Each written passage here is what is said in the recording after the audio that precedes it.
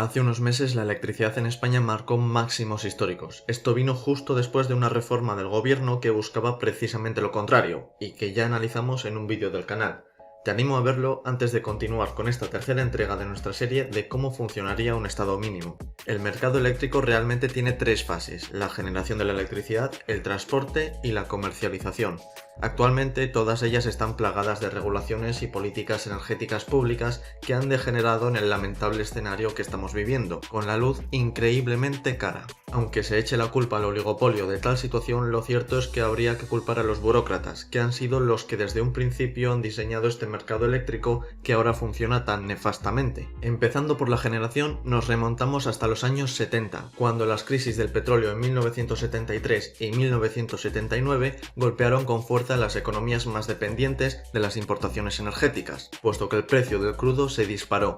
España era uno de esos países, así que se puso un especial énfasis en el sector energético, al que se consideró estratégico. Para desarrollarlo, con ánimo de depender menos de las importaciones de petróleo, se diseñaron distintos planes energéticos nacionales, que duraron hasta el final del siglo XX. Eran planes decenales, algo así como los planes quinquenales soviéticos, pero aplicados al sector de la energía. Así que fijaos que ya de entrada la capacidad instalada durante más de 2 décadas la decidieron centralizadamente los políticos, no el mercado. Esto fue así hasta 1997, y mucha gente piensa que aquí se liberalizó el mercado, pero no es así. Los políticos aún eran y son capaces de paralizar la construcción de una central de generación eléctrica que no les agrade, como una central nuclear, simplemente dificultando la obtención de las autorizaciones y licencias necesarias o directamente denegándolas a su antojo. Pero esta no es la única manera de meter la zarpa en esta primera fase del mercado eléctrico, ni la peor. El mayor error lo cometieron el PP de Aznar primero y Zapatero después, al conceder primas a las centrales de energías renovables que se instalasen en España. Para que os hagáis una idea, en 2007 el precio del kilovatio hora en el mercado mayorista era de 4 céntimos. Sin embargo, si hubieseis instalado una central fotovoltaica en ese año, el gobierno os habría concedido una prima de 49 céntimos por kilovatio hora durante los próximos 30 años. Con este dinero viviremos como reyes desde ya.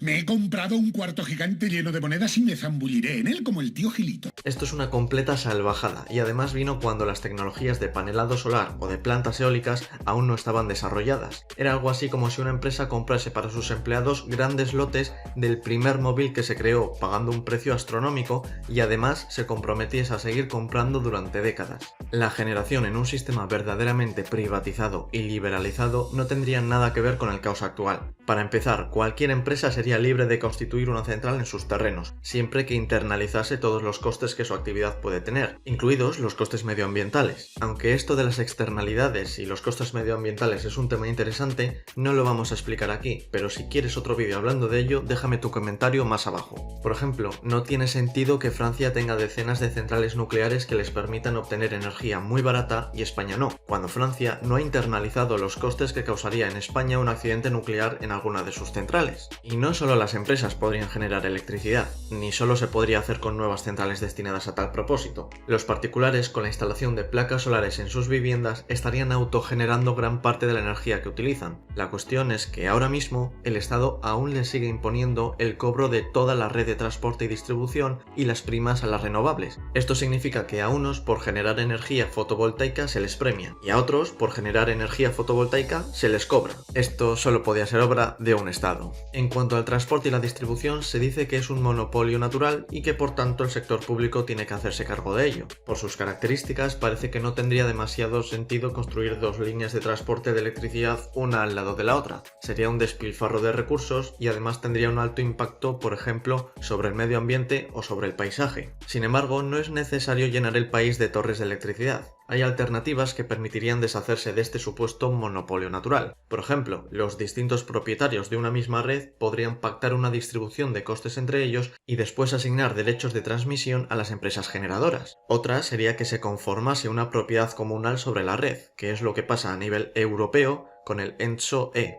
De todas formas, no pensemos que aunque fuese un monopolio, este tendría todo el poder que quisiese. Si un núcleo urbano opta por la cogeneración o la autogeneración de energía, no tendría necesidad de usar la red de transporte y ello supondría que el monopolista se enfrentaría a competencia indirecta. Y por último, vamos con la comercialización. La función del comercializador de electricidad básicamente es actuar de intermediario entre el mercado minorista y el mercado mayorista, garantizando un suministro estable de energía a los primeros a partir del segundo, siendo compensado por el diferencial de precios. El problema, una vez más, es que el Estado fija la llamada tarifa de peaje de acceso, que busca remunerar el transporte, la distribución y las primas de régimen especial, y por eso los precios que cobran los comercializadores no son precios libres, sino que están parcialmente intervenidos por el Estado. Y para colmo, aunque esto les duela a muchos, la electricidad ha sido artificialmente barata durante los últimos años. Esto ha sido así porque se ha generado el llamado déficit de tarifa, que básicamente consiste en que el Estado obliga a las comercializadoras a cobrar precios más bajos a cambio de devengar una deuda con las empresas eléctricas,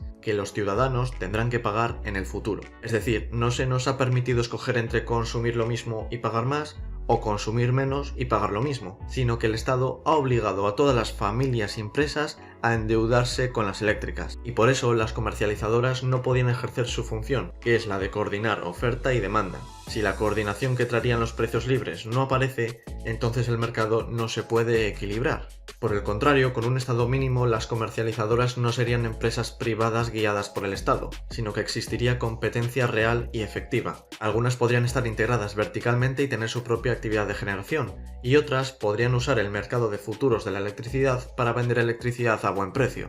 Al fin y al cabo, con esta dinámica competitiva, se acabaría estrechando el margen entre el precio en el mercado mayorista y el precio en el mercado minorista. Como vemos, la clave para un mercado eléctrico alejado de las interferencias estatales pasa por eliminar todo el sistema de primas, subvenciones, endeudamiento forzoso, regulaciones y monopolio natural y dejar que las empresas compitan entre sí. Fueron las propias eléctricas las que a principios del siglo XX, cuando observaron que esta competencia estaba evaporando sus beneficios, se echaron en brazos de los estados para que regulasen el sector. Esto fue un grave error y es necesario revertirlo.